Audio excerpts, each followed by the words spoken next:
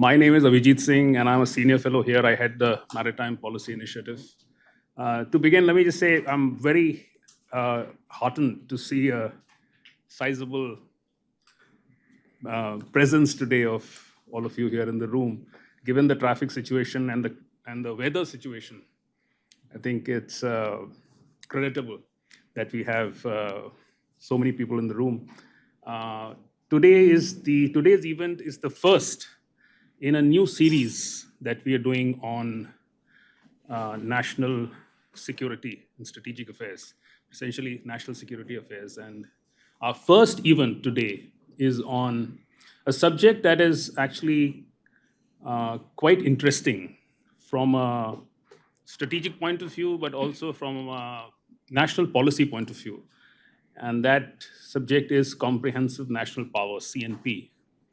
And we are particularly looking at the case of China. China that is now, after the US, the most powerful country in the world. But what China makes of comprehensive national power, how it tries to project this idea of comprehensive national power as a matrix, as a sort of a barometer of its own strength and its own strategic prowess. To lead the discussion today, we have our distinguished fellow here at the ORF, Dr. Manoj Joshi. He's an old China hand, has looked at this issue understood this issue in great depth. He will be speaking to us for about 25 minutes. And after that, we have two discussants, excellent discussants. There's Karthik Bomakanti, who's a senior fellow here at the ORF.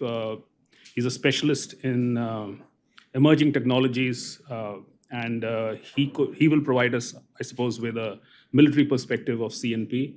And also Shruti Pandalai from the Manohar Parikar Institute of Defense Studies and Analysis. IDSA, my former colleague, also a very keen analyst and a very sharp mind. She's looked at political affairs and national security affairs. So from here, we'll also get to hear a more rounded perspective, maybe an outsider's perspective, not such a military perspective of what CNP stands for.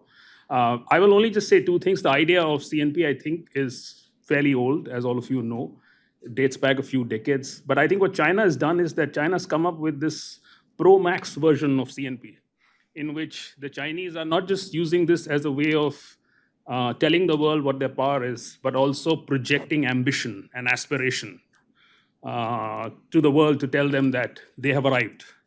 And so that makes this concept even more interesting. It adds a layer over this concept that has existed for some time. But I'm going to leave all of that for Dr. Manoj Joshi to cover. With that, I'm going to hand over the floor to him. Thank you, Abhijit, and welcome to all of you. And as you said, that the traffic disruption is pretty heavy. We got 180 registrations, and so you can see that I had predicted 20%.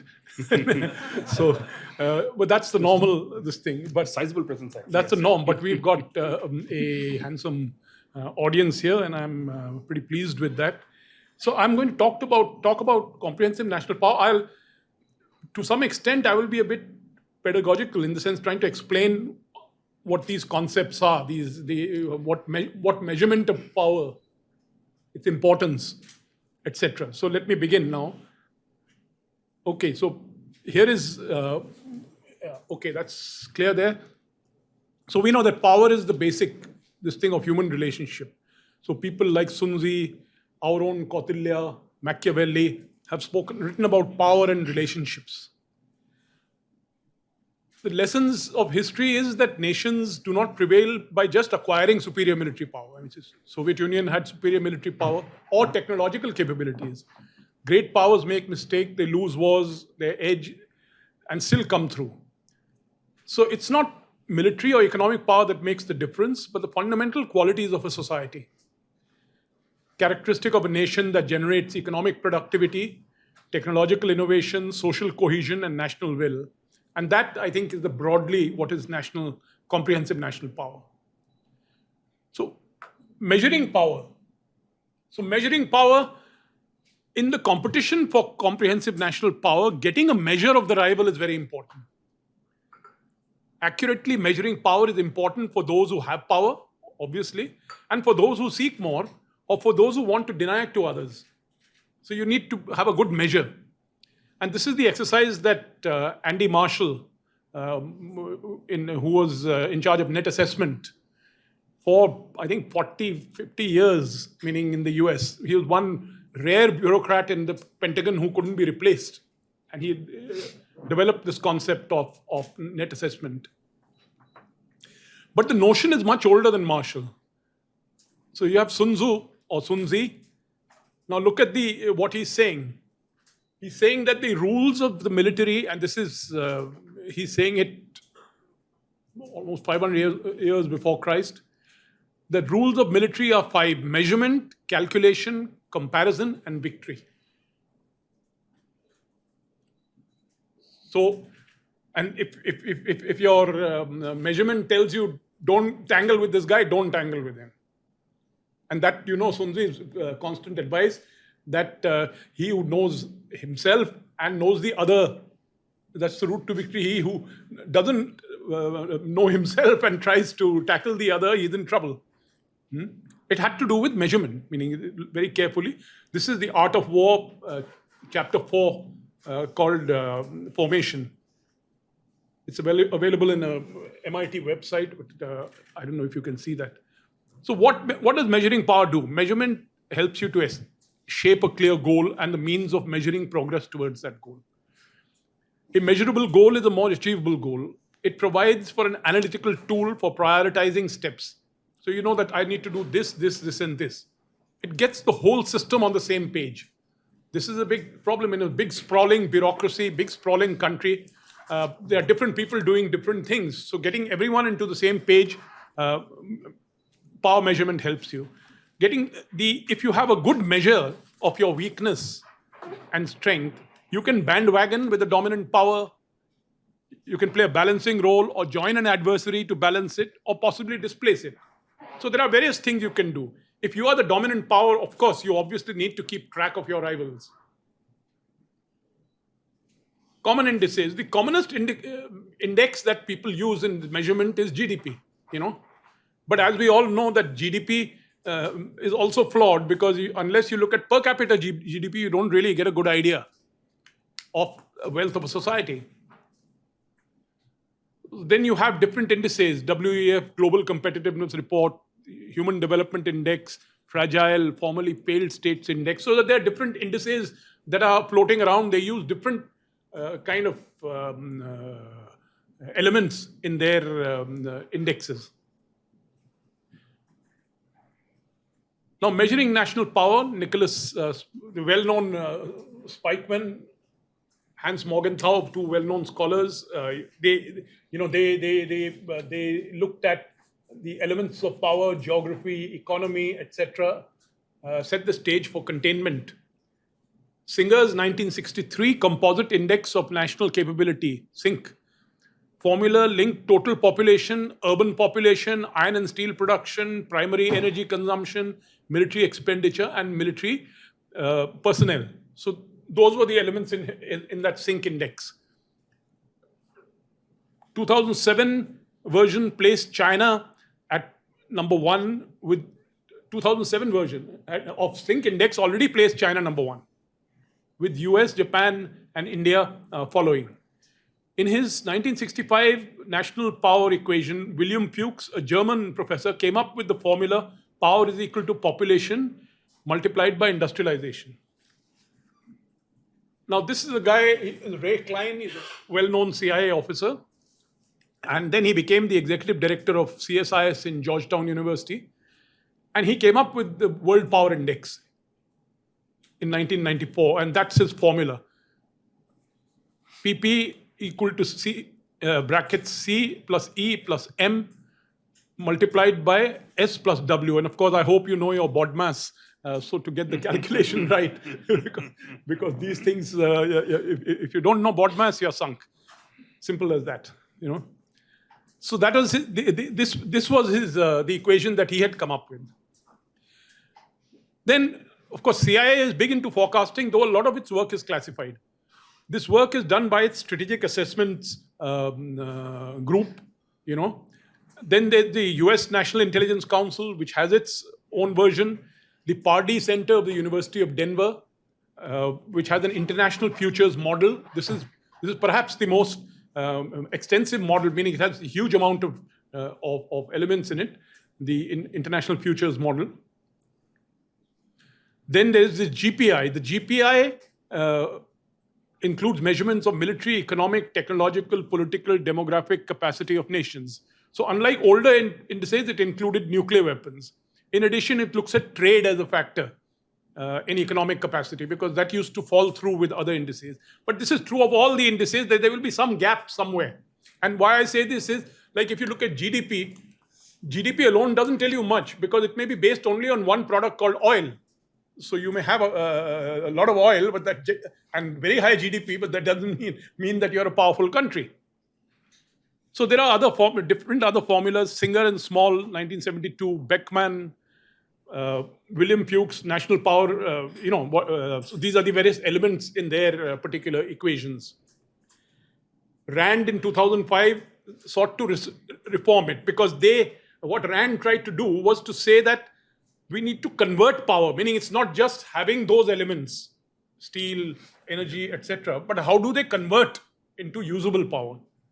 Ashley Tellis, our Indian-American friend, did a lot of his early work in this particular area, and he spoke of the concept of usable power, especially military power. I mean, unless and until you're able to tell me this is usable power, or it's like India, huge army, air force, navy, but very little exportable power.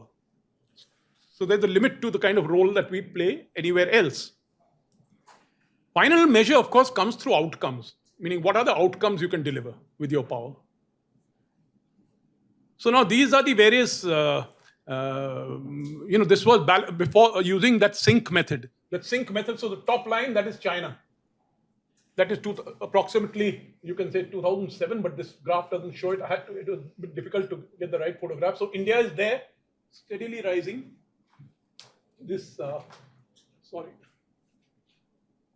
Here, India steadily rising, and here this is the G20 modified GPI, and here again it shows China rising, the US still number one, and India again steadily rising, but kind of still fairly modest.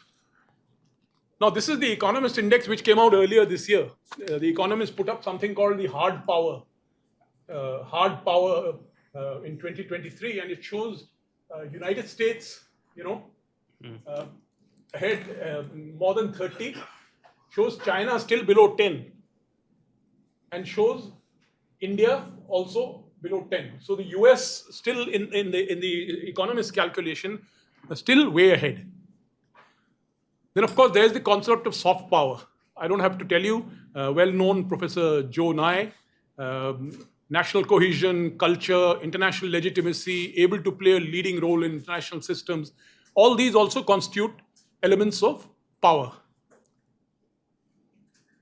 Now, issues to consider. So if you're looking for a model, you can do it in manifold ways. As I said, you can take population, GDP, but the crucial variables, national will, sense of purpose, intentions, this is the problem, because it's not very easy how do you measure them? They eventually require you to use a subjective judgment. And measuring soft power is particularly difficult. Now we come to comprehensive national power. Now this is the Deng Xiaoping.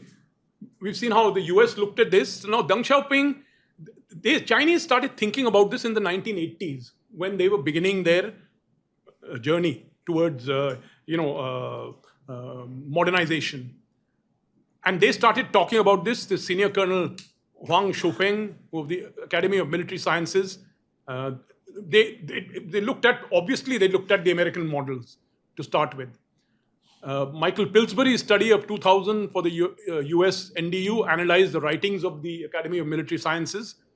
And the Chinese came up with various indices and calculations, basically on the ideas of Klein and Fuchs. So Wu Qinyu, who's the author of the AMS study on grand strategy, Again, victory without war does not mean there is no war. Wars one must fight are political wars, economic wars, science and technology wars. To sum up in a word, it's a war of comprehensive national power. That's the way the Chinese are looking at it. So obviously, this is linked to their grand strategy. And the grand strategy, we know they have linked it out. They have said the two centenary goals. They want to go from moderately prosperous nation to prosperous nation. So all that is also encapsulated. And the military goals have also been laid out very clearly. Elements of China's CNP: economic power, trade and financial resources, military power. So all these are the elements of their power. Goals of CNP, and I think the goals is, as I said, the twin centenary goals.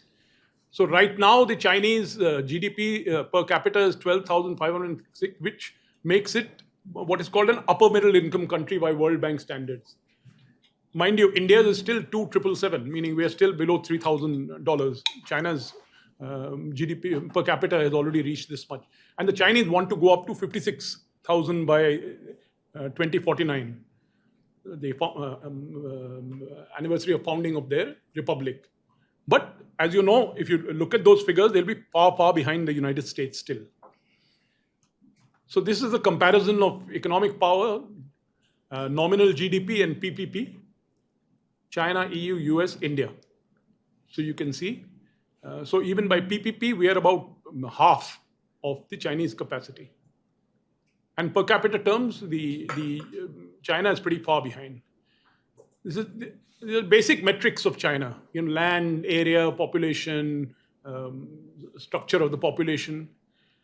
Chinese basic resources: electricity, mobiles, internet, etc., air passenger traffic. These are all kind of elements you can play around with.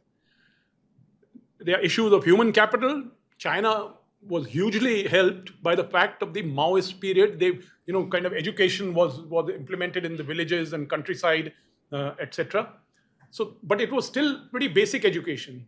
The problem is that now, this last metric, I said, the mean years of schooling. Mean years of schooling, very interesting metric. For China, it is still 8 years.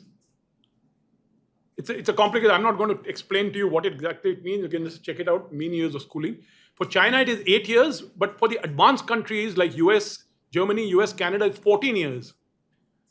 Japan, UK, Norway, Australia, 13 years. Now, why this is important is that once you want to be a modern and sophisticated economy, you need those educated, highly skilled and educated people. So China is still some distance from that situation. S&T, China's, according to the Nature Index, 22, the Chinese are doing extremely well. They are the 31 of the fastest rising institutions were in China. And it's, I think, worth checking the Nature's 2022 index. I won't go into it in great detail. Here again, the Chinese Academy of Sciences, again, has topped the Nature's index as the most prolific producer of research in 82 select journals tracked by the index. So as you can see, these are all ways and means of trying to understand exactly how powerful China is, or what is the depth of its power. Here, R&D, this is one area, for example, where India is extremely weak. China spends 2.4% of its GDP in R&D. India is spending 0.65. India's spending has gone down, believe it or not, from 2010 to 2020. So this is a big measure. The US is still number one at 2.9. Military power, I don't have to go in detail. We all know that China, the Chinese military power has been growing at a phenomenal rate. Bottom line, CNP, the simplest measure is to look at these three indicators: military, economic, and human capital, and S&T power. But we know that quantitative indicators are not always reliable. Smaller armies have often defeated bigger ones. As I said, GDP, I told you that you can have one product, or you can have one product which is very well. Let's say Finland had the mobile phone, but then US discovered the smartphone, and that was the end of Finland's mobile phone dominance. Key issue is quality, or the ability to convert these components into outputs, and then use outputs into achieving policy goals. Adding it all up, China has taken great strides in accretion of economic and military power, but its capabilities are still visible only in the periphery. No matter how powerful China is, you can see that its diplomatic power is still limited. North Korea, Russia, ASEAN, Cambodia, etc. In that sense, it's a global trading power, but when you talk of power, it's not a global power in that sense. It wields considerable economic power, and now it's trying to expand it through the Belt and Road Initiative and various things. And also, now what has happened is, unlike the past, it has reached a dangerous phase of estrangement from its erstwhile benefactors. And I say benefactors: US, EU, Japan, they were all benefactors. And then there's this demographic catastrophe which China confronts. These figures are all out there, so I don't have to repeat them. So national power competition today, these issues of measurement of power and CNP gain a certain salience as we see the Ukraine war and the sharpening of great power competition. What it has done is to clearly demarcate two camps. But even with Russia and China representing 20% of the world economy, US alliance, US, Japan plus EU represents 50%. But we stand on the edge because an unforeseen event, invasion of Taiwan, the Russian use of tactical nuclear weapons can change things. So now I'm concluding, having this not really part of the lecture, but I'm just my own thoughts out of this. Having looked at CNP, we find 7 characteristics that play a role in determining the fate of nations. First, and in some ways the most important, some kind of driving national ambition. Number 2, externally it produces a sense of mission and the desire to influence others. Internally, it generates a national drive to learn, achieve in science and technology and business. But remember, excessive national ambition can also lead to failure. Second, highly competitive societies also tend to share opportunities amongst their citizens, meaning they tend to be more equal. Historically, 18th, 19th century UK and US offered wider social mobility. Maybe not for blacks and for people of color, but for the whites at least, there was a lot of social mobility. Third, a shared, coherent national identity helps them to overcome the difficulties of political, religious, and ethnic fragmentation. A country like India, which is hugely diverse, can understand how it works. Fourth, an active state which is coherent, powerful, and has a goal-oriented, effective government that invests national capabilities and positive societal qualities. Fifth, an active state relies on another key characteristic: effective social institutions, family, parliament, banks, financial institutions, etc. Sixth, state has a strong social emphasis on learning and adaptation. This is very important. Instead of being blocked by orthodoxy and tradition, the people are willing to experiment. Now, you can see parts of the like Saudi Arabia, Afghanistan, etc. Straight away, they've just knocked out 50% of their population. But before I say that, I should also say that employment of women in India is lower than that of Saudi Arabia. Another figure which you might like to think, for some reason, Indians don't like their women to work. And seventh, most competitive nations have a significant degree of diversity and pluralism. They also have the ability to assimilate foreigners, making it easier for them to attract talent from abroad. And you can very clearly see one particular nation, the United States. Though, of course, the United States right now, there's all sorts of things happening there. But the United States had this ability to assimilate, had this ability to get in foreigners from anywhere. I would say, I don't think in Europe an Indian would have become the boss of Apple or Microsoft or any of this. It could only have happened in the United States. So I think so on balance, at the end of the day, there must be a balance in all these traits I told you. Active state if the state is too active, it can become an authoritarian state, and stifles innovation. Too much pluralism can dissolve national unity. So what we need is a balance of the 7 traits, and the optimum outcome comes from each trait reinforcing the other. We also need public-spirited elite, which plays a key role in determining the legitimacy of the governing institution.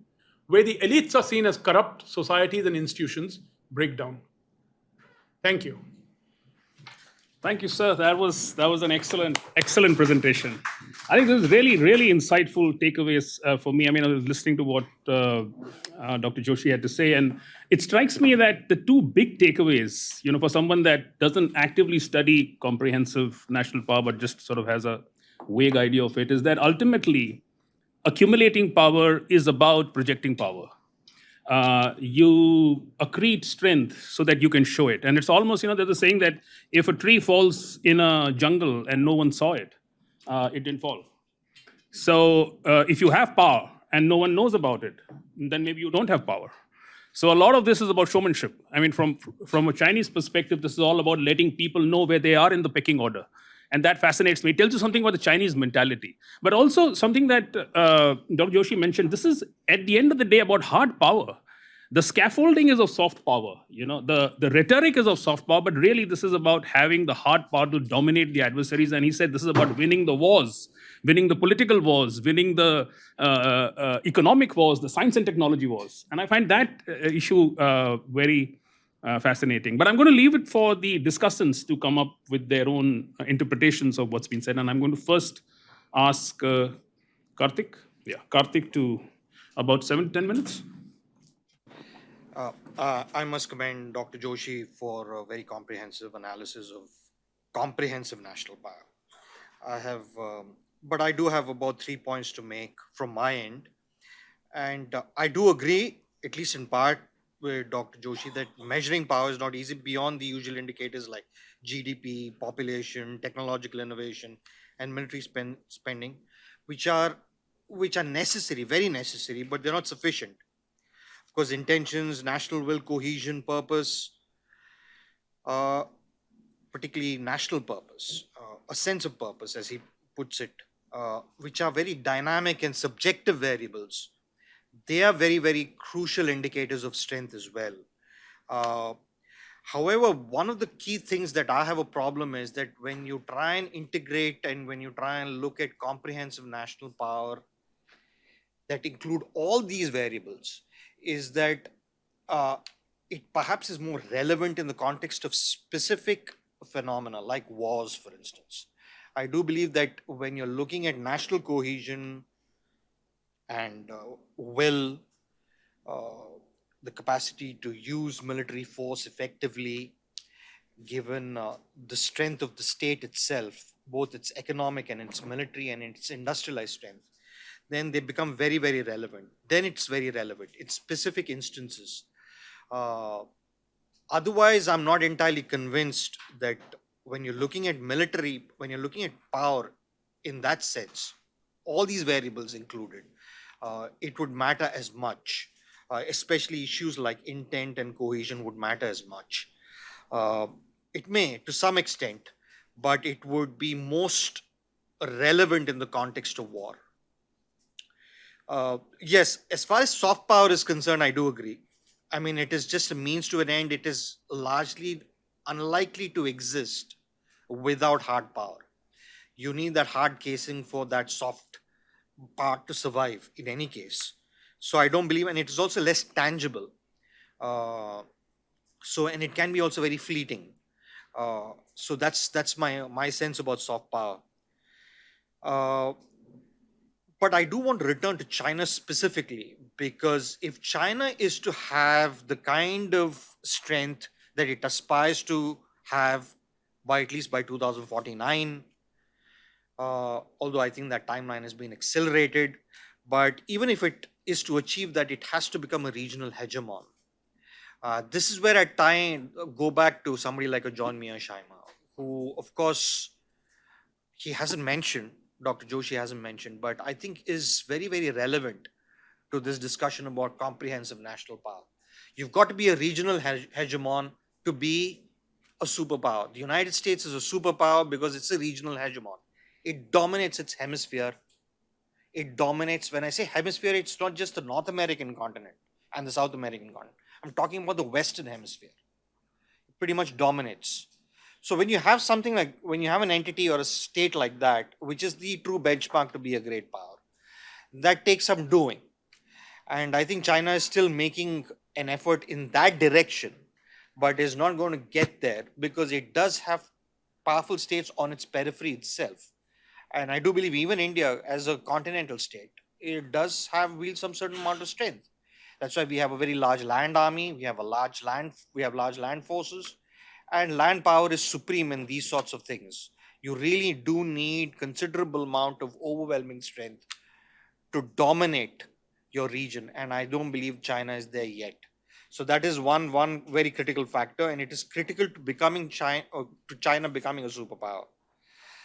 And even if it does build a large fleet and a very impressive fleet, and numerically, the Chinese Navy, from what I gather, is the largest Navy in the world, at least in terms of numbers. But land power is still king. So it is very important to understand, and it's of paramount importance to understand that conquering and controlling land is very critical in a state, in a world of territorial states.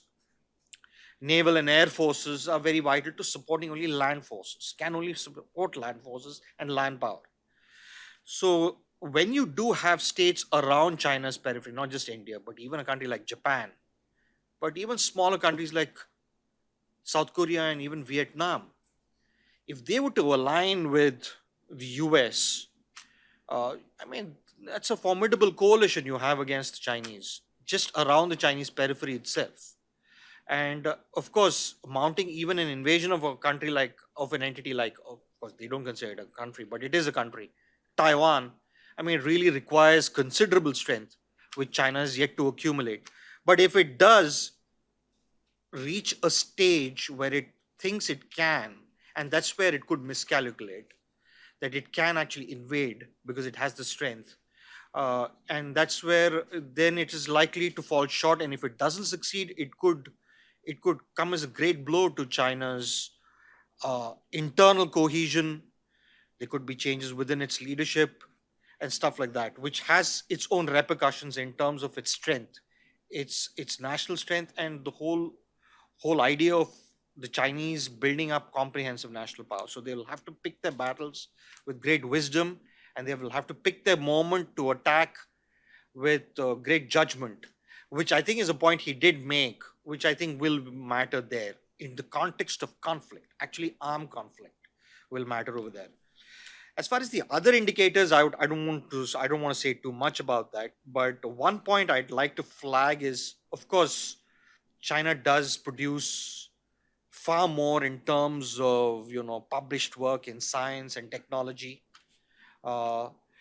in quantitative terms, but it still struggles on certain indicators of innovation, technological innovation, and it hasn't produced too many Nobel Prize winners yet, which is a bit strange for a country that size and given how much it has invested in S&T.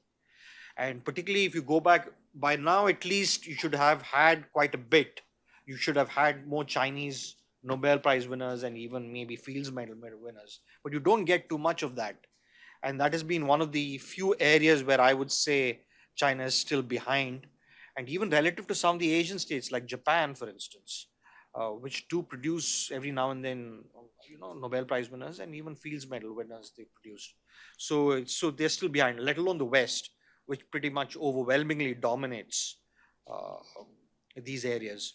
But otherwise, I'll just stop there, and you can turn to the next discussion. Yeah. Very useful. I think Karthik makes some very useful points. One of them is that there are some doubts about the viability of comprehensive national power because, as both Dr. Joshi and Karthik have pointed out, a lot of this is subjective. It is in the minds of the designers of those formulas, of those algorithms that are meant to calculate comprehensive national power. And generally, this is you talking to yourself, you telling yourself that you are powerful. And the point that Karthik makes is that China's idea of winning was essentially continental wars, is holding on to territory. That's an idea that's not shared by some of the other countries. So victory might have a very different complexion for the US. That's an expeditionary power that has other ways of influencing and exerting its presence. But for the Chinese, it's not the same. So if you are preparing a pecking order, and if there are different standards for different powers, well, then we're not playing the same game. Everyone seems to be, doing their own thing and finding ways of dominating by other means. And I think the third part, the point that I actually completely take is that there are weaknesses in China's interpretation or China's assessment of its own comprehensive national power. And as Karthik points out, that they don't seem to take the deficits into consideration. They're taking all the credits. So it's not like there's a credit column and there's deficit. There's just a credit column. There is no deficit column. So you're not subtracting what your flaw is or what your weakness is. So that's a good point that Karthik makes. But I'm going to go to Shruti and I'm going to ask her to present her perspective, what she feels on this. Much. Thank you to ORF. It's a privilege to be back here again. I think it's Karthik made some valuable points, and I think I'll start sort of push those points a little forward about how we look. Dr. Joshi spent a fair amount of time explaining what China's assessment of comprehensive national power is, but also how does that translate into its ambition and intent? And sitting here in New Delhi, what should we take away from that? So I'll try and restrict it to three broad points. When you're looking at CNP, let's look at some of the discussions which are happening within China on how they have interpreted CNP over the last few years.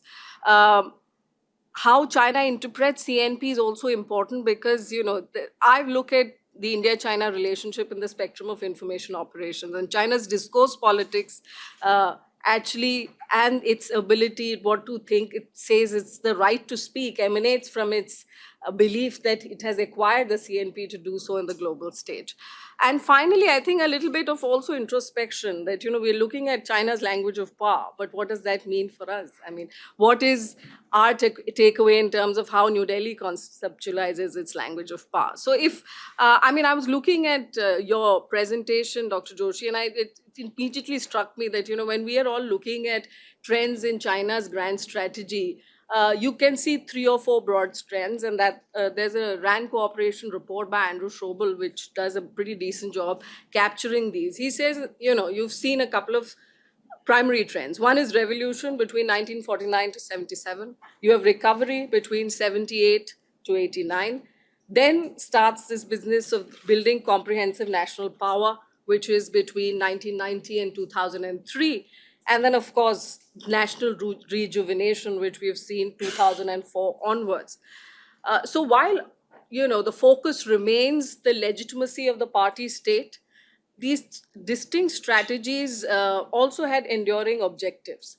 So they are pretty constant. One is, of course, like you all have mentioned, to restore and maintain territorial integrity, prevent domination of the Asia Pacific, as they call it, by another power. And since 1978, you have 2 additional objectives, which have been to create an international environment which is favorable to China's economy, and more importantly, have a voice in shaping the evolving global order. However, as we look at all of this, it's not like the discussion within China has been very monolithic, because I was reading a paper by a scholar called Shi Haixia, and he's authored a paper at the Tsinghua University, which is titled From Comprehensive National Power to Soft Power, a study of Chinese scholars' perception of power, and it came out in 2017. And he talks about how this discussion on power has actually polarized the debate academically within China. And he argues that for the Chinese, both fundamentally for the Chinese leaders and public, they believe that China is a state with dual identity. That one, it is both a developing country and a major power. And this perception sort of defines the way they articulate the objectives. In fact, he leads with an interesting example that in the early 2000s, when China was touted as the second largest economy in the world, the use of the word peaceful rise, which now everyone, talks about the hiding of intent and so on and so forth, was actually widely debated within China. because both Chinese scholars and governments were worried that, acknowledging China's actual national power and as second and using the term peaceful rise would cause the United States to treat China as a major rival, just the way it did with the Soviet Union. So they didn't think the time had come to say, articulate it that way. But it was the 2008 global financial crisis which changed the tide, of course. And since then, David Schanborg takes this argument further, and he says that, China's identity as a major power and the way Chinese nationalism is driven now is basically concentrated on two beliefs. One is, of course, the victimhood narrative that, centuries of humiliation have to be overcome, especially at the hands of the West. And second is, of course, that China has always been a great power historically and deserves to return to that status. So the rest of the elements that have broadened across how China understands CNP sort of reflect all of those. But what this has eventually done is a term that he borrows from someone else, is creation of an insecure Goliath. And that has implications. So, what PRC elites perceive as major power status, therefore, involves control of activities of China's territory, like we discussed, borders around its periphery, and the ability to both exert influence and also resist it. So, now you see a growing, this whole concept of Xi Jinping's dream, and, the fact that, in China has earned this comprehensive national power since 2010 to deserve a place in the global high table, and it has, and its ways are more effective than that of the West. And you see this sort of, whether it's the BRI, the Global Development and Security Initiatives, it's the way you described it in your presentation. But what this discussion on CNP, and I think this is a point that Karthik made, was unlike past power transitions, here the real danger is not about China overtaking the United States. It's from the level of dissatisfaction of China, to which it perceives a degrading gap between its rightful place in the world politics and its actual status. And the risk from the dissatisfied sort of power is the risk of war. And, this perceived sort of misperception and miscalculation. And that, I think, in terms of China's expansive ambitions in the Indo-Pacific, especially for India with our overlapping strategic geographies and interests, will cause more discord. And I think, we've seen since October 2022 a series of legislative sort of decisions taken by President Xi to consolidate the party state and it's basically been dubbed as the securitization of everything. But what you're seeing is Xi Jinping actually turning national security into a key paradigm that permeates all aspects of Chinese governance. And I think that has implications because I think there's 16 new types of security that they have introduced. So when they're talking about comprehensive national power, they're predominantly talking about comprehensive national security nowadays. So again, President Xi is trying, and the legislation that he's taken out has sort of resulted in a hyper-vigilant state, which has wide-reaching consequences in terms of state-society relations. I read a Merrick's report which does this in a lot more detail, and I'm happy to share that. But it basically argues that an all-encompassing national security mindset is increasingly locking China into certain modes of action. And again, this is going back to the point of the risk of war. And they say that, the securitization of everything is a trend that's going to continue and not decelerate because here the ideological dimension has come into it. It was extremely interesting to see the number of commentaries that came out that we are frustrated that despite earning the economic and military might, we are not able to tackle the Western discourse power, as they call it, and push back against it. But what the Chinese discourse power has actually manifested itself is in terms of the PLA's ability in terms of information warfare or intelligence warfare, as it calls it. Whether you look at the Sino-US split to the provocative actions along the South and East China Seas, including this fog of war on Taiwan, apart from, of course, what it does to India across the LAC. But I think it's more problematic for India because that transcends across multiple domains. One is, of course, this plays into this whole narrative that China is built on India, of India being an obstacle to China's rise. And therefore, it's an asymmetric lesser rival, and therefore does not deserve parity like the United States does, which is its equal. And the implications of looking at India from the third country prism. So I think this again amplifies these risks of misperception and confrontation. And finally, the last point that you all have all made to say that the comprehensive national power, it's not an exacting sort of concept. There are many intangibles. So maybe whether it's soft power, the potential of innovation and transformation. So maybe, like many have suggested, a more realistic approach is to look at a range of potential future scenarios like we've been talking about, and weighing key dynamics that will actually inform sort of the great power trajectories across them. So that will give you a more fairer assessment. But then coming back to the point of the language of power for India, we hear words like Vishwaguru and leading power, and this beyond the rhetoric. What defines New Delhi's language of power? We call ourselves exemplary power, and we want a multipolar world and a multipolar Asia. What does that eventually mean in terms of outcomes? I'll leave it at that. Thank you, Dr. Joshi, for a good discussion. Thank you, Shruti. Very, very useful points, I have to say. And I think Shruti raises a key question when she asks whether China is an insecure power. Insecurity, I think, is at the heart of the Chinese strategic discourse. And as she said, that there seem to be two schools of thought. One to say that China is still developing. And that split that we saw in the rhetoric, of the Deng Xiaoping years, where it was hide your strengths and bide your time, and there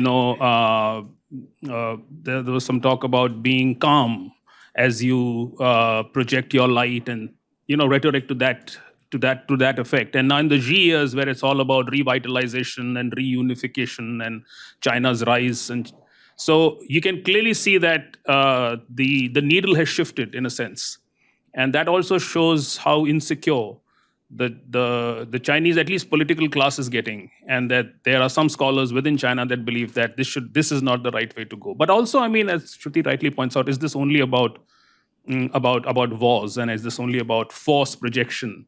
Aren't there other elements to this? So I'm going to open up the floor for questions and comments, but I'm going to use my chair's prerogative to raise the first question, which is a thing that's been playing on my mind for a while.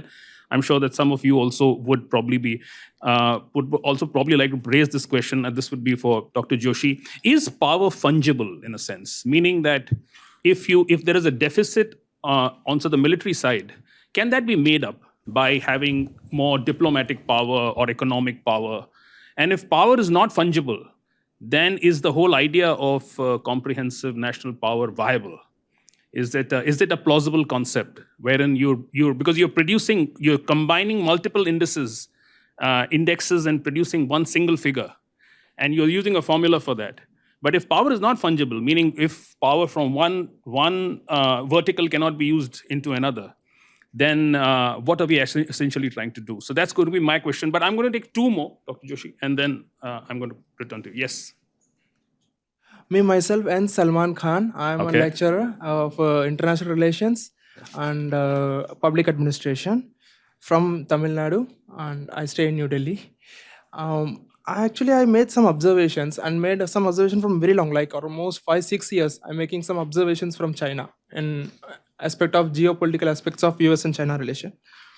Somehow, we need to change our assumption that China is untouchable. Like China is the most superior power, and especially for India, because till like 10-12 years before itself also, we are focusing only on like China is like invincible power. We can't tackle China, so we need to be soft with China.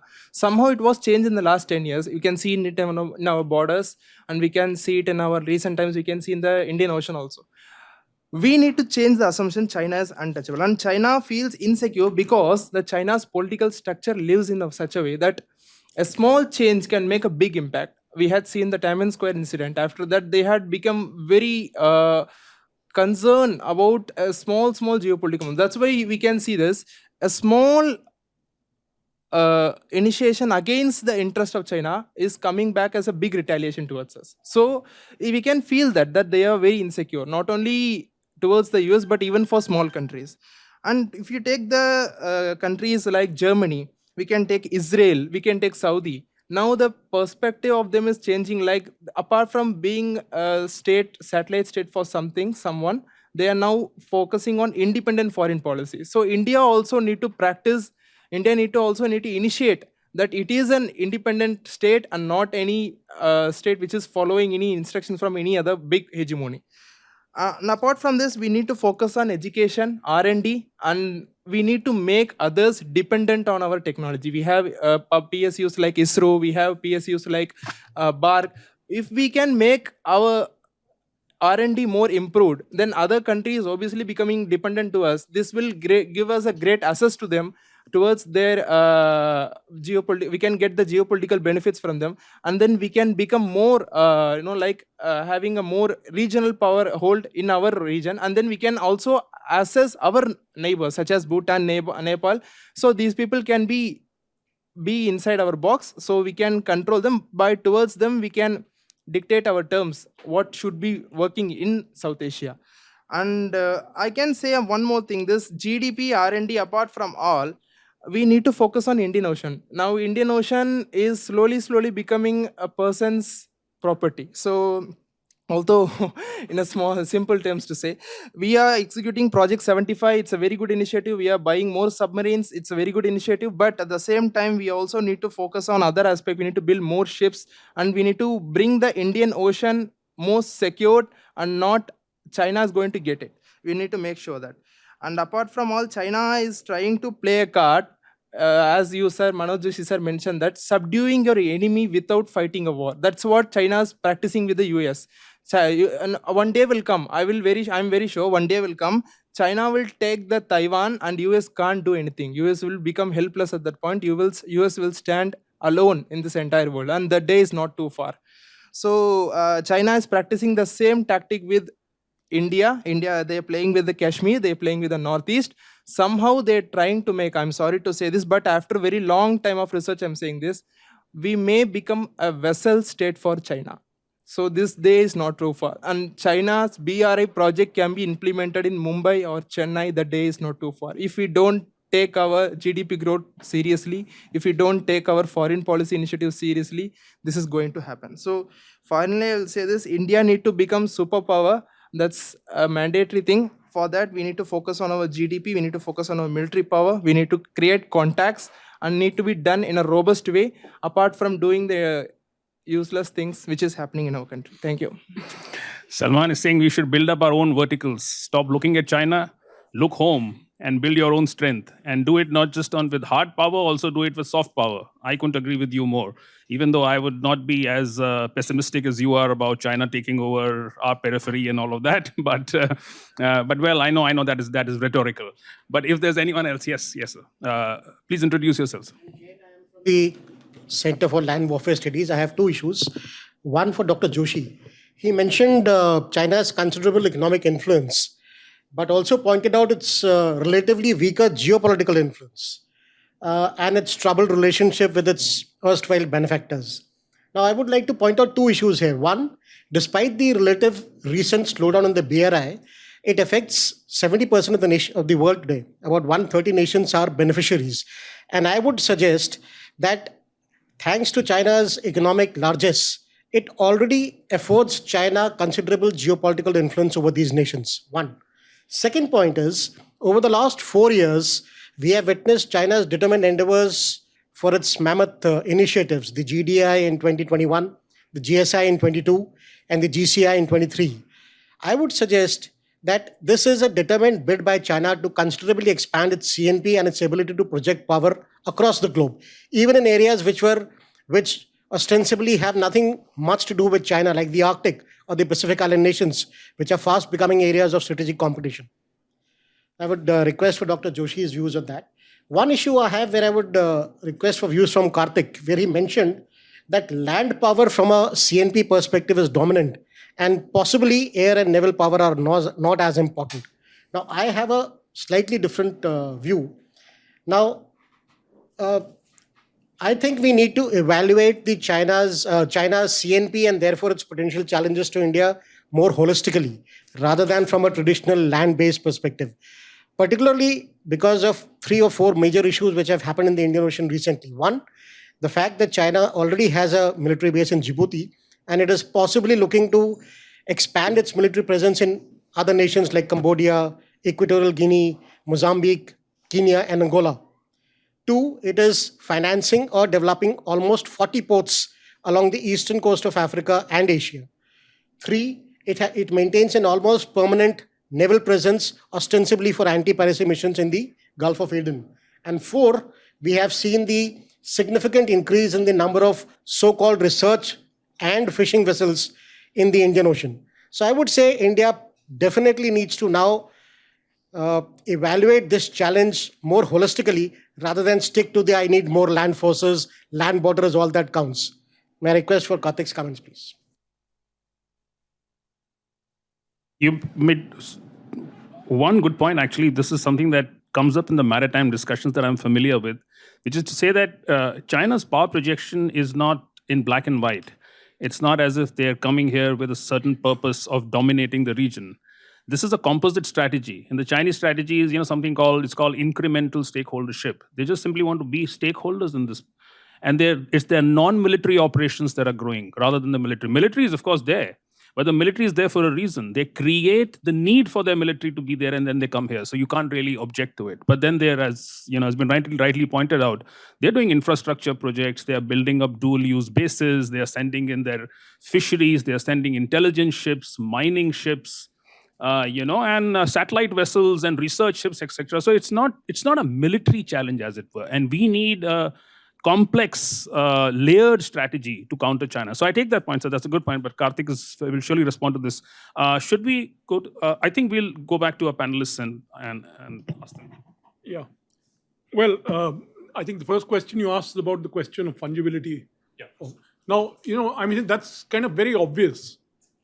I had gone to Tokyo and I went to the Japanese foreign ministry, and they give you a presentation. They showed with regard to the Senkaku Islands. It was very interesting that till the year 2008, there were virtually no intrusions by the Chinese into the Senkaku Islands.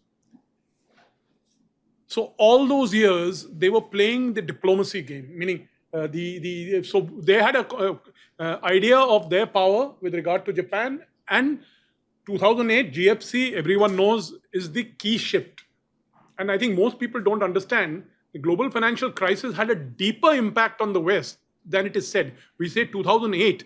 Actually, the Western economies were affected all the way down to 2014, 2015. So it had a very severe effect on these countries. And so the Chinese, you can see a distinct, so you see the graph going up immediately. And the same thing in India. When you see the graph, you see the first crisis in Depsang Plains, and then you have the crisis in Chumar, then you have the Doklam thing, then you have the 2020 crisis coming after that. So yes, it's what CNP does is to help you. And you look at the CNP and say, this is not the time we don't have the military ability. So we need to use this. And talking of soft power, don't derate it. Countries like Japan, what do they have? Soft power. Europe, what is Europe today? Exporter of luxury goods.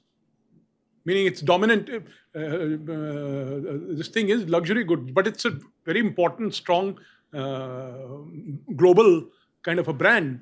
And the Chinese have very systematically studied it. In 1995, I was in China when I happened to read the New York Times. There was a fascinating article about 3 Chinese that the New York Times reporter met wandering in Broadway, meaning he wrote it that way. And he sort of got talking to them. And so what was their mission? These guys were from Shanghai municipality. Their task was to recreate Broadway in China. Meaning they had been sent by the municipal authorities there saying that we need to get something like this. So this is what China did systematically in all the areas. Whether it has to do with military power, whether it has to do with Broadway power, whether it had, and foreign students. Another element of soft power. So Chinese, at least till 2020, I know, large numbers of Indian students have been going to China. I think you made this question about China itself, in the sense that about independent foreign policy, etc. Meaning, see, whatever you said is fairly unexceptional. Yeah, we know what we have to do. We know what this country, which way it's headed. But the problem is that we ourselves have given our flag as Vishwaguru. So, which means that you are talking of soft power, really. You're not, you've already ruled out hard power, for some reason. I don't know, meaning that I don't quite go by that. The question of BRI and all that, see, we must see that BRI is not what the BRI used to be. The BRI only came when, 2013, 2014. And initially, the Chinese made big blunders. They went and gave money all over the place. But I can assure you that the nature of BRI has changed now. It has become much more focused. And the Chinese themselves say that they now do their lending on IMF standards. See? And they're still, China remains a big lender in the world. And that's part of the, all the GDI, GSI, GS. My thing is with all these global development initiatives, etc., is that some of these I haven't seen how they're going to play out. Meaning they have been announced, they have been declared. It is an element of soft power. And when we talk of many of these scientific and other indices, Nature's Index or some of these indices, it's true. For example, in the case of artificial intelligence. Now, if you look at the number of papers, the Chinese are writing a lot of papers in AI. And mind you, in good international journals, it's not just Chinese journals. But the problem is that if you analyze the papers into grade A papers and grade B papers, you will find that the United States still has the edge in grade A papers. And the one big problem in R&D, and this is a problem which actually affects us Indians, is that in India, our private companies are not spending any money in R&D. In every country in the world, the bulk of the R&D expenditure is from private corporations. India is the one country where it's the other way around. The government spends, the private corporations are not interested. So I guess something has to be set right out there. No, but I'll just add to that in 2018, there was a bit of a controversy when the editor of the Science and Technology Daily in China actually made a statement saying that a lot of what you see from the Chinese side is really, it's a hoax. There is no real development that's happening on a number of areas. We just don't have the technical knowledge and we don't have the skills, the critical skills. So apparently he was hounded after that. But the thing is that there are the people that speak the truth about what's happening, and this is actually the point that some of us should be careful about, which is that China operates at a level of opacity that is very uncommon for a leading nation in the world to do.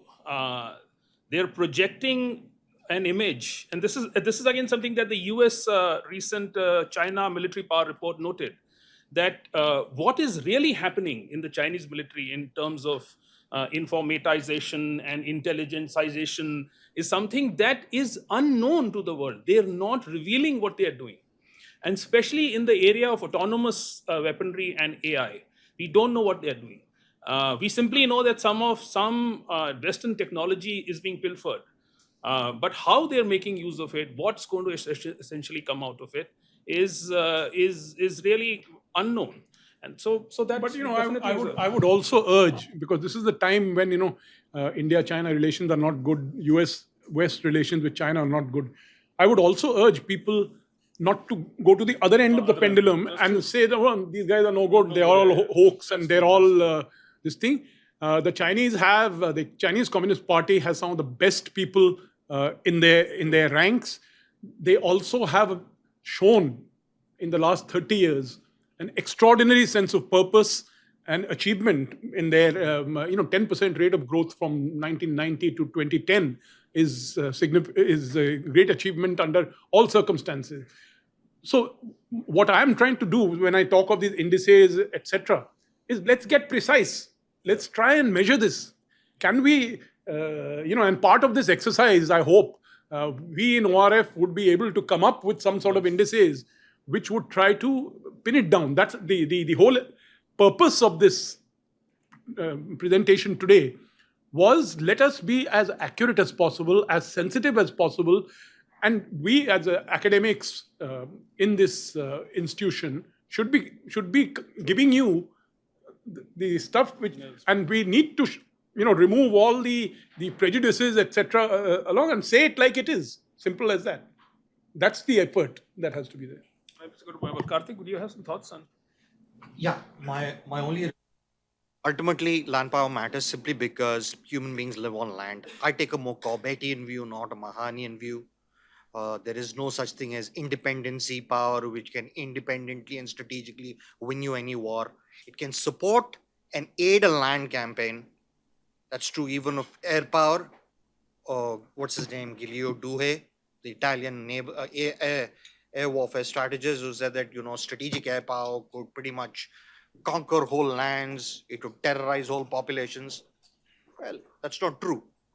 The only thing, if you were to say if anything could terrorize a population, it would be like a complete monopoly over nuclear weapons.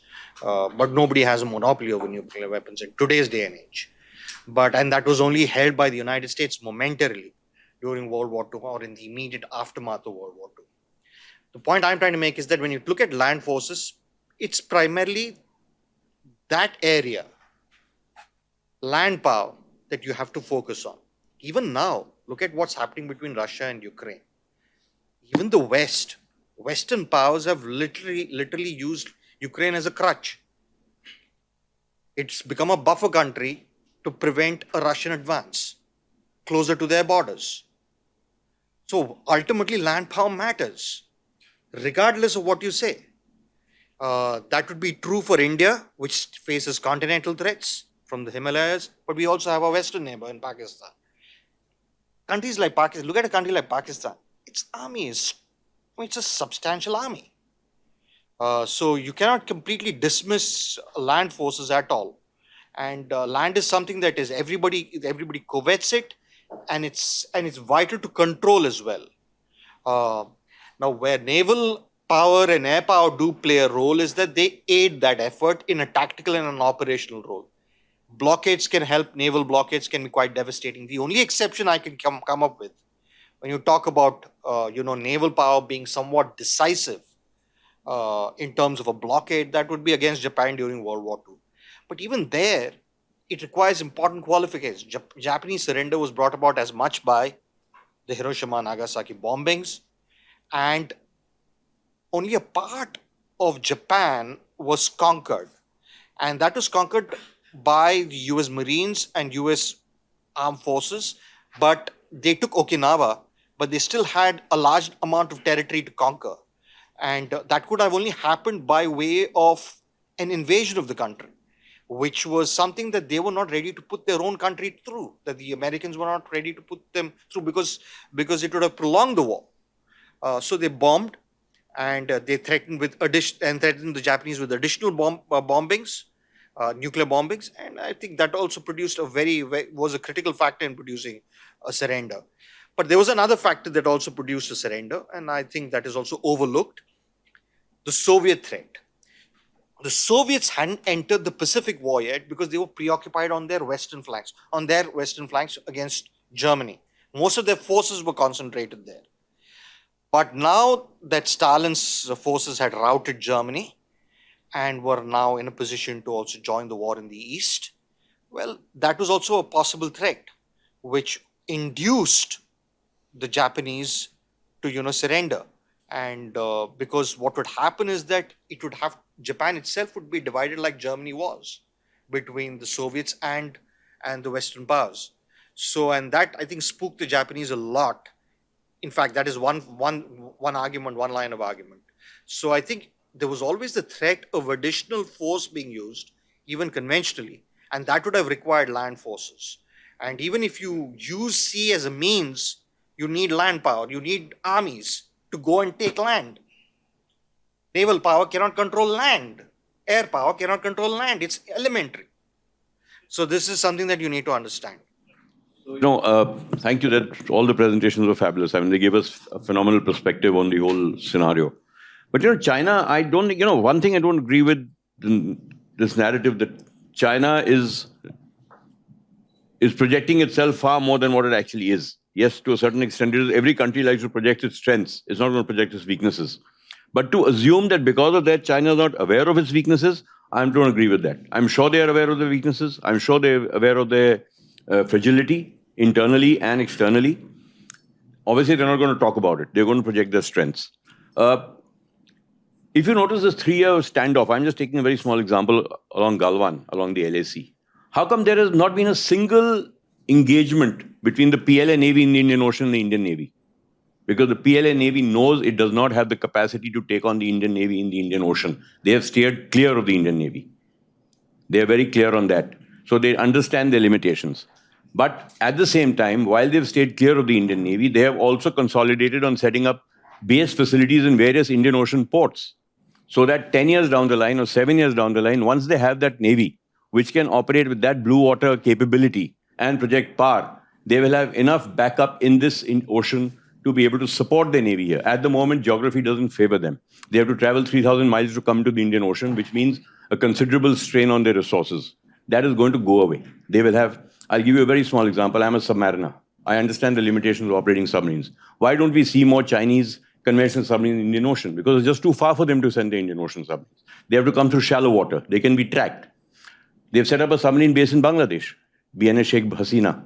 They gave Bangladesh 2 submarines and then set up a submarine base. Obviously, it's not for those 2 40-year-old submarines. It's for their own presence. Tomorrow, they'll enter the Bay of Bengal. They will disappear underwater. They will enter that base. You'll track them up till that base. What they do after that, you will never know. When they sail out, where they go and what they do. So the Bay of Bengal now is not going to be the Indian lake as it has been for so many years. So these are the vulnerabilities that we must understand. We have vulnerabilities. The Chinese have strengths. They're working very, very comprehensively and conscientiously towards addressing these vulnerabilities of theirs.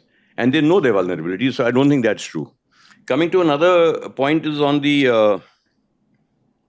look at the aircraft carriers. They've got 2 aircraft carriers. They should be a blue water navy. They should be everywhere. Why haven't the aircraft carriers left the second island chain so far? Because they're not confident of their carrier operations yet. But that is not to suggest that 10 years down the line, they will not still be confident of their carrier operations. They're biding their time. They're not going to take on the Americans over Taiwan in the next 3 or 5 years. They know they're vulnerable. They will take them on when they feel the time is right. Similarly, with India, they'll continue to, pushing the envelope. But they always do that. They're doing that all over the South China Sea. They're pushing the envelope up to a point, but pulling back and letting the other side end up, with some sort of unintended consequence, which will give them the excuse to do what they want. So they're playing their cards very smartly, and I don't think we should underestimate them at all. I agree with Karthik totally that in a subcontinental context or in our context, it's going to be land which is going to decide the future of all wars. The Army, the Navy and the Air Force are going to be in supporting roles, supporting the land effort. But I don't think that is the case when it comes to China seeking a global position of superiority. That is going to be decided in the maritime domain. Maritime dominance is going to decide who is going to be the next global superpower and not continental dominance. And that great power play which is going to happen in the Indian Ocean. It's not going to happen in the South Pacific. It's not going to happen in the Western Pacific. Maritime geography does not favor China. They need a sea space. They need access to the Atlantic. They need access to the Arctic. They need access to warm waters of the Mediterranean. That's going to come from the Indian Ocean. So we have to be very careful that we create capacities so that ultimately when this great power play happens between the US and China, or whosoever and China in the Indian Ocean, we are able to influence the outcomes and don't allow ourselves to get influenced by them. We have to build up our capacities to cater that. We're not trying to take on the Chinese 1-for-1. It's not a zero-sum game. But we have to be able to hold our own in the Indian Ocean, which is our area of responsibility. That's the second thing. I think the third point is, which Dr. Joshi brought out about R&D. This is a very important element. I think we are just not there. China has done a lot of work. They have a civil-military fusion strategy. They've got all kinds of things in place to work on high-end technologies. But my argument with this is that we keep blaming the industry for not investing enough in R&D. I think the blame does not lie totally with industry. is the government creating an enabling environment for industry to make that investment in R&D? I don't think so. At least the Ministry of Defense doesn't. And I'll be very blunt about it. It does not encourage industry to invest in R&D because it gives them no assurance of that money being put to good use. So till we don't create that sort of an enabling environment, till we are not able to put all of this together, we've got the R&D labs, we've got the CSIR labs, we've got all kinds of labs all over the place, Indian Institute of Science. How much are they working together? They're working at cross purposes half the time. So that is comprehensive national power. Why are they not all working together towards a common objective of India's sort of, I wouldn't say military strength, but India's power, hard power, or soft power, or smart power, or whatever you might call it. I think that is the argument here, not about China by itself is going to be a power. We're discussing China's comprehensive national power. I think they're doing a fairly good job from what we read about in harnessing all their strengths into a sort of global focus. That 2049 is not just a stray date like Amrit Kal 2047. It has milestones. There's a 2035 milestone. There was a 2020 milestone, which they're already ahead of the curve already. They have a 2035 milestone. They've got milestones all the way. We've just given a date, thrown on date in the air, 2047 Amrit Kal, because it's 100 years of independence. What milestones have we got towards 2047? What are we going to achieve by 2025? What are we achieving in 2030? So I think we need to look comprehensive national power, not berate China's abilities and capabilities, but appreciate them for what they're doing and see how we can address those issues and work towards a similar kind of approach. Thank you. The way I would look at it, I would say that the Chinese discourse is extremely effective. I don't see countries around the world ever, take on the Chinese like they would take on a Western country. Everybody loves to kick the United States. The Chinese can get away with murder and nobody opens their mouth. They can do debt trap diplomacy and nobody says anything. Everybody accepts it and everybody says what a great job they are doing. Now, I would imagine that is fabulous propaganda, if you will, right? Propaganda is not a good word these days, but so I would say that their discourse, that international discourse seems to be working quite well for them. Second, to Manoj, we last 15 years at least, maybe even longer, maybe 20, every discussion I have been to basically are centered around China. Even if we are talking Pakistan, we are talking China, right? To my mind, that is comprehensive national power. That no matter where you go in the world, the elephant in the room is always China. If that is not, forget about how many tanks they have and how many aircraft they have, whether they have AI or they don't have AI. Everybody is scared the hell out of the Chinese. Nobody wants to take them on. Now, we can keep drinking our own Kool-Aid about their weaknesses on ground, on air and technology, what have you. But the fact of the matter remains that nobody wants to test them on anything. We spoke about the periphery, right? Please name one country. Maybe the Indians have stood up to them somewhat, right? But even in terms of our discourses, we are pretty, this is not Pakistan where we'll say, ke aaja aankh mein aankh dekh ke, we don't use that stuff, right? We keep a somewhat more moderate line with these guys. None of the countries in the periphery which have a problem with the Chinese are willing to take them on. Not the Vietnamese, who have fought and defeated the Chinese. The Malaysians have given up completely. Not one single country. So when we keep talking about, the Vietnamese with the Americans, are the Vietnamese actually going to tie up with the Americans to take on the Chinese? I have very serious doubts about it. We can keep talking about the first island chain, second island chain, third island chain. I don't know, whatever else you want to talk about. I don't see how that is dissuading the Chinese. They might not have the capabilities right now. And I think the gentleman was quite right. That doesn't mean they won't have that in 10 years. Yeah. So the way I look at it, they have the soft power because they have look, soft power is not whether, you are eating Chinese food. Soft power is that you are scared the hell on taking on the Chinese at the end of the day. I think that is soft power, that without having really done anything, they've captured your mind space. So they have the soft power. And at least they've convinced you through their soft power that they have the hard power to back it up with. I don't know how many countries have done it. And finally, Manoj, I'm very interested to know, and I actually don't know this, but I don't know if you've studied this. We keep talking about what the Chinese are going through, what the periphery is talking about, what their weaknesses might be, what the internal discourse in China is, whether they should move forward, whether they should bide their time. I wonder whether similar discussions were there in other great powers. So, for example, when the Americans were becoming a superpower, what were the discussions in the US at that point of time? Were there any discussions on what kind of a trajectory this emerging power should take?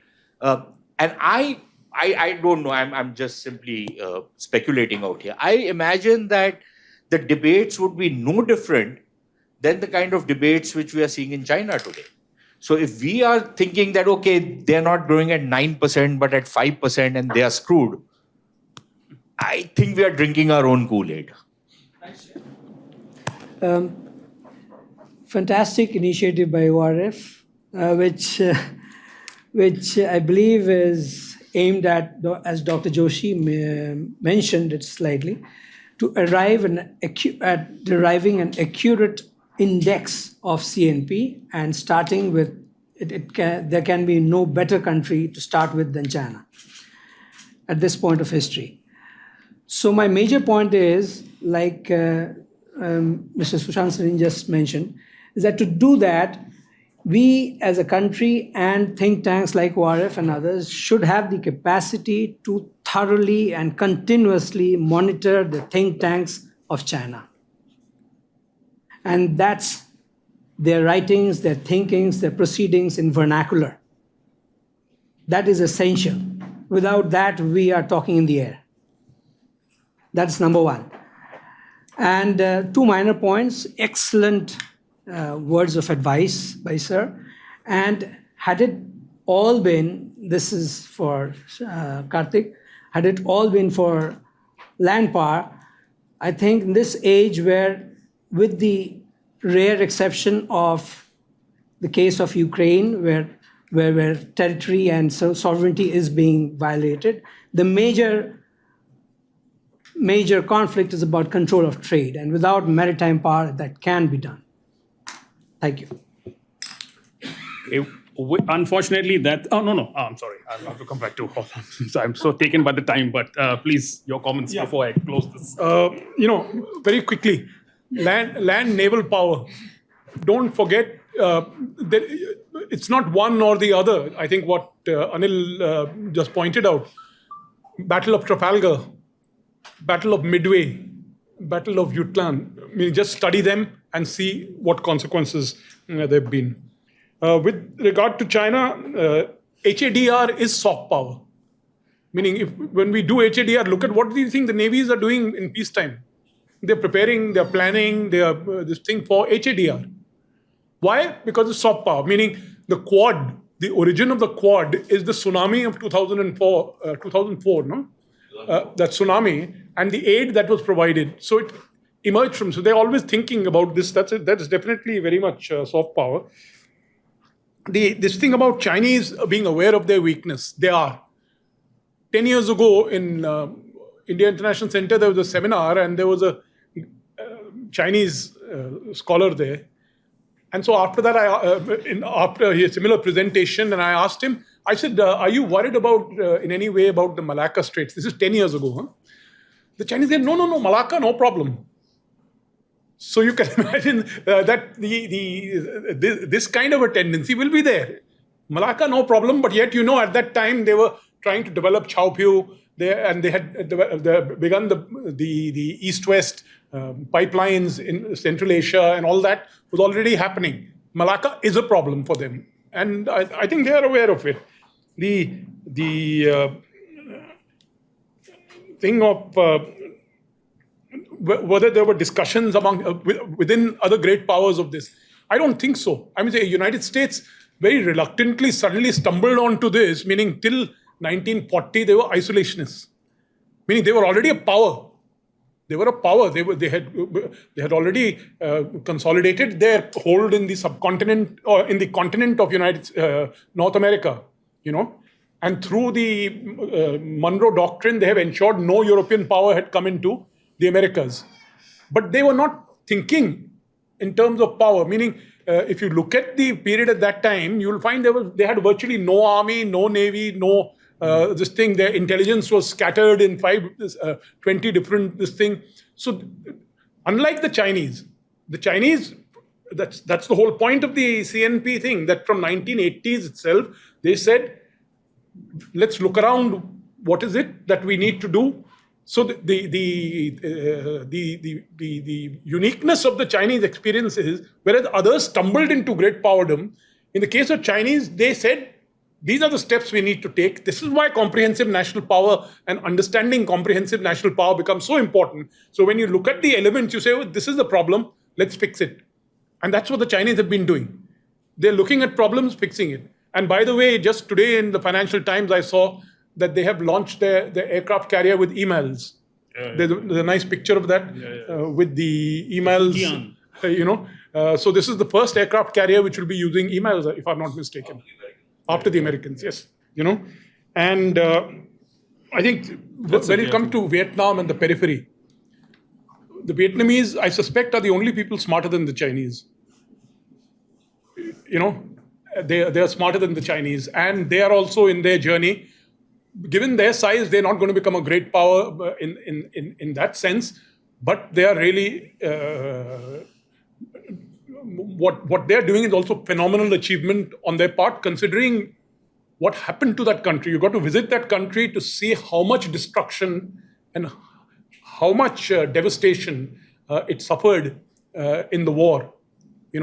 So to overcome that, take on the Chinese, teach the Chinese a lesson also, and then their economic growth trajectory is taking place right now. This is where we should have been gaining from the people wanting the China plus one strategy. But the biggest gainer of the China plus one strategy is Vietnam, and the number 2 country is, in a sense, Malaysia, if I'm not mistaken.